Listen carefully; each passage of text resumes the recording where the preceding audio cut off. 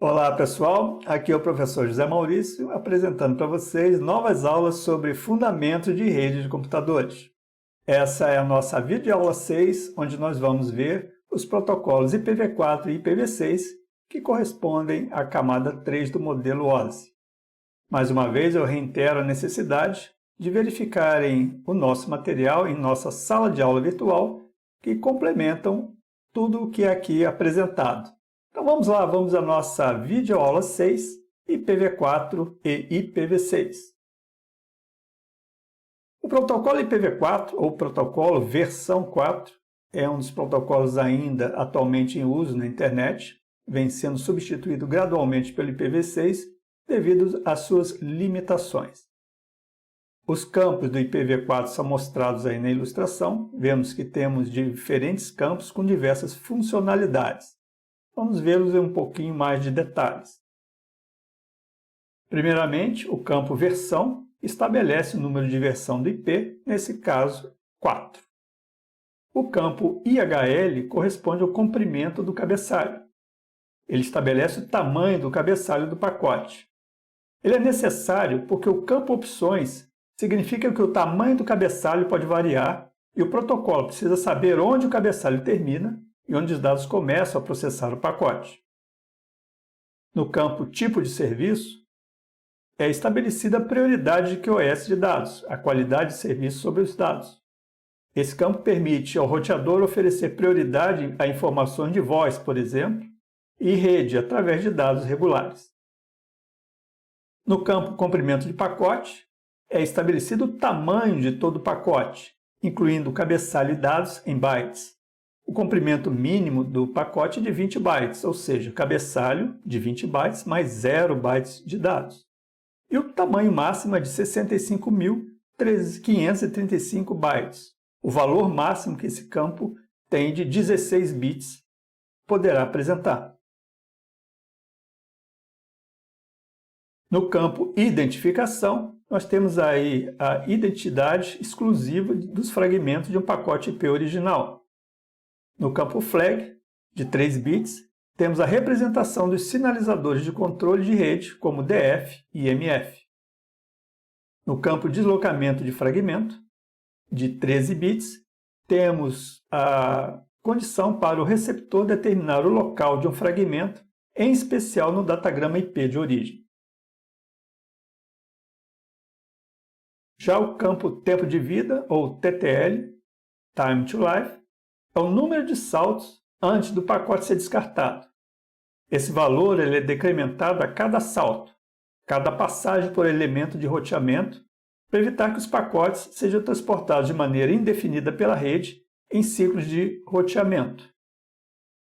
O campo protocolo, ele estabelece o tipo de payload de protocolo de dados, se se trata de um datagrama UDP ou de um segmento TCP, uma vez que os protocolos da camada de transporte gerenciam o recebimento de PTUs de uma maneira distinta.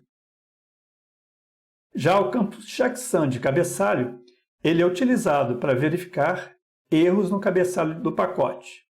Em cada salto, o checksum do cabeçalho deve ser comparado ao valor desse campo. Se o valor do checksum do cabeçalho não corresponder ao checksum calculado, o pacote será descartado. Em cada salto, esse campo TTL é reduzido e a fragmentação também é possível, portanto, o checksum deve ser recalculado em cada salto. Uma observação importante é que o checksum só se aplica ao cabeçalho, não aos dados encapsulados. O campo endereço de origem estabelece os endereços IPv4 do host que está enviando o pacote. Ele permanece inalterado durante a passagem do pacote pela rede. Permite ao host de destino responder ao host de origem, se necessário. Já o endereço de destino, ele corresponde aos endereços IPv4 do host que está recebendo o pacote. Também permanece inalterado durante a passagem do pacote pela rede e permite aos roteadores de cada salto encaminhar o pacote até o destino. Por último, o campo opções é um campo de cabeçalho adicional para fornecer outros serviços, mas é raramente utilizado. Existem outros campos secundários e também não são utilizados. Vejam então em detalhes a estrutura do IPv4, onde nós temos aí a identificação do tamanho de bytes utilizados para a sua construção.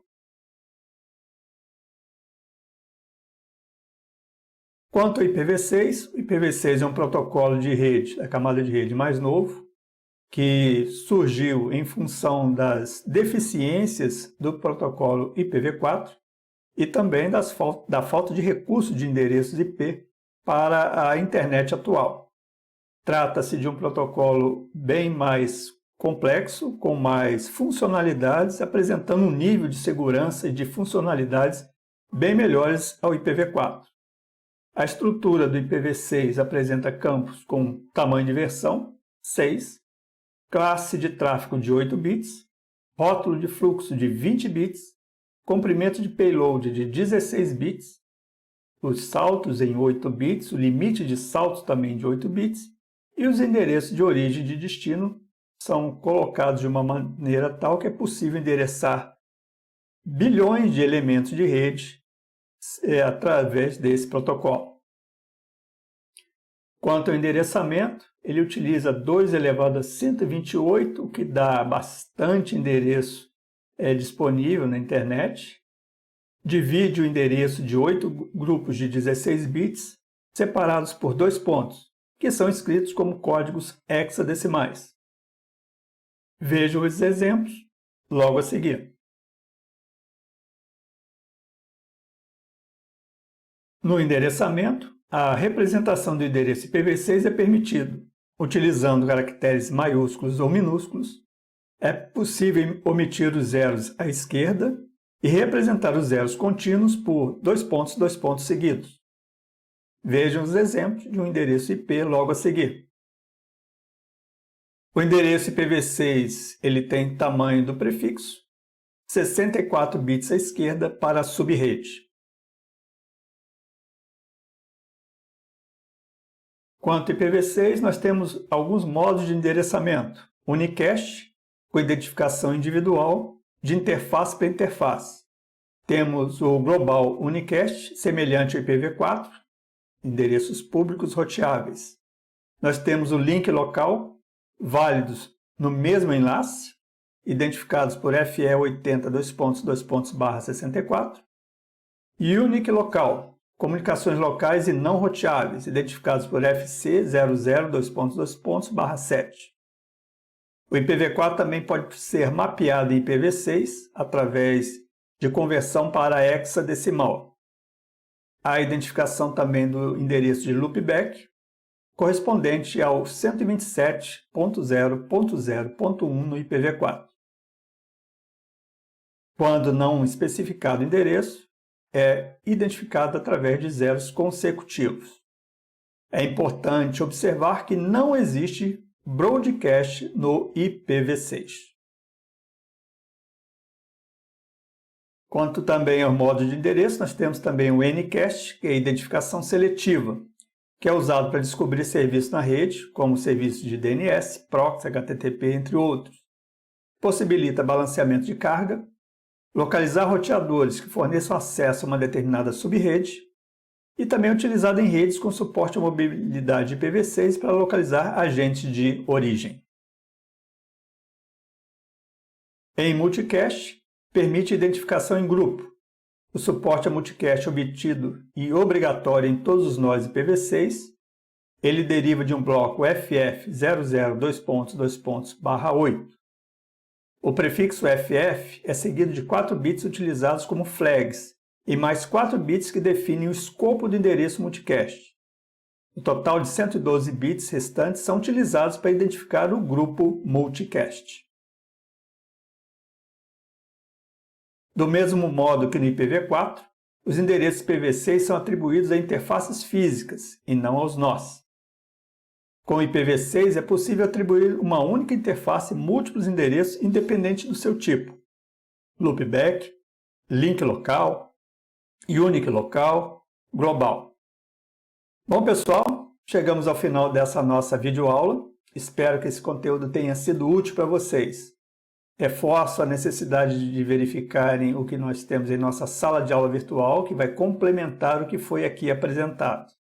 Também lembro a vocês de darem lá uma força para o nosso canal, que é sempre útil. Dê o seu like, nos ajude aí a promover o canal do Pou Professor. Mais uma vez agradeço a atenção de vocês e aguardo até a nossa próxima videoaula. Um abraço a todos!